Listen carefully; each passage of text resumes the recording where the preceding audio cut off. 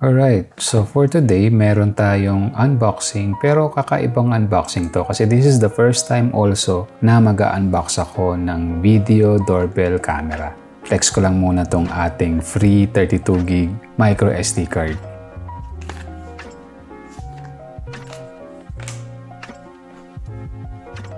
So ito yung ating Tapo D210 video doorbell camera. Hindi naman tayo masyadong loyal sa Tapo pero dahil reliable yung product, try natin i-explore yung ibang produkto nila. So, dito sa box, pwede nyo basahin yung specifications pero available naman yan sa net kung hindi kayo masyadong katulad ko na masyadong nagbabasa ng mga boxes. And sa kabilang side naman yung inclusions na makikita natin sa ating unboxing.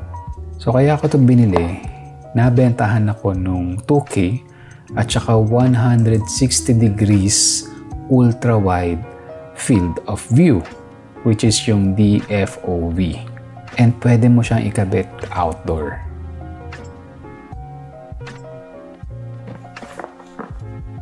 Alright, so unbox na natin. So one of the reason kung bakit ako bumili ng Tapo D210 is because of home security. Marami na akong Tapo na ginamit and they were very reliable.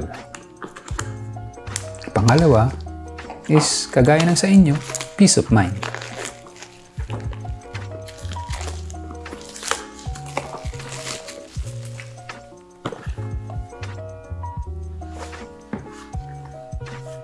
Yan, pag inopen mo yung box ng Tapo D210, ang bubungat sa'yo ay karton ng itlog. Hindi kasi almost all of the Tapo products na nabuksan ko, ganito yung packaging. So standard yung packaging nila and very secured naman. So you have here the documents. I think yan yung documentation. Nakikita nyo, quick start guide. Basahin po natin, lalo na yung mga ganitong produkto na hindi natin masyadong iniintindi. At other documentation, I think this is the warranty. And hindi ako masyadong familiar pero nung tinignan ko yung box, ito po yung ating wireless chime.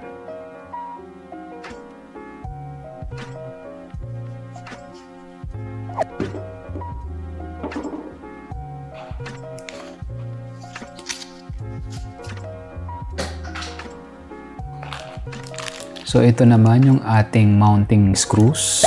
Dapat ang set niyan, based dun sa box sa likod, meron tayong 3 mounting screws and 3 anchors.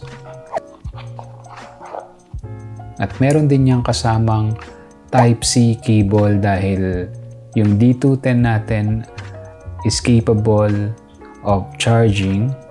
Hindi na po siya kailangan laging nakasaksak. I think ito yung doorbell detaching pin. Small tool siya to release the doorbell from its mount for charging.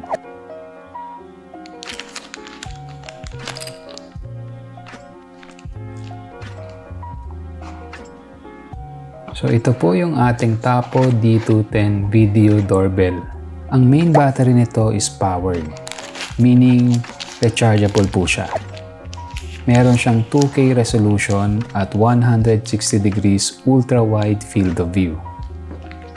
Bago tayo pumunta dun sa main unit, ano pa tong mga kasama na may logo ng 3M? So meron tayong 3M adhesive double-sided tape for a drill-free installation option. So dalawang klase po yan. So make sure na babasahin natin yung quick start guide ha, para hindi tayo mawala.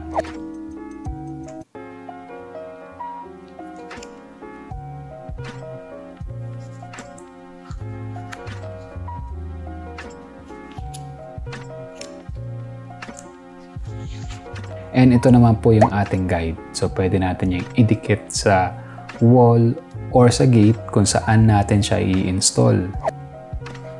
And ito naman po yung ating horizontal mounting wedge, angle bracket that allows you to adjust the viewing angle of the camera.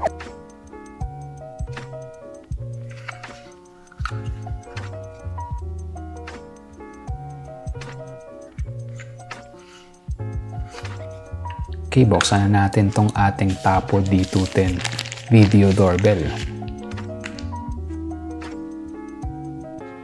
So yung itsura niya is, for me, it's very futuristic. So yung sa taas niyan ay yung camera na sinabi ko kanina, merong 2K resolution at 160 degrees ultra-wide field of view. Sa gitna is yung doorbell button at dito naman po, ito yung ating sensor. Yung sensor na yan, very useful yan kapag may lalapit dito sa ating doorbell camera, automatic mag-record yan dun sa Tapo application natin. So sa likod, meron ka ditong reset button.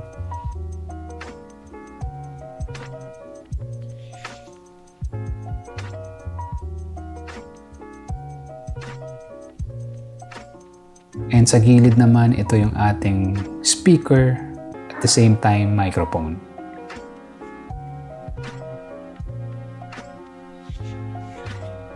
So yan po ang ating unboxing ng Tapo D210 video doorbell camera.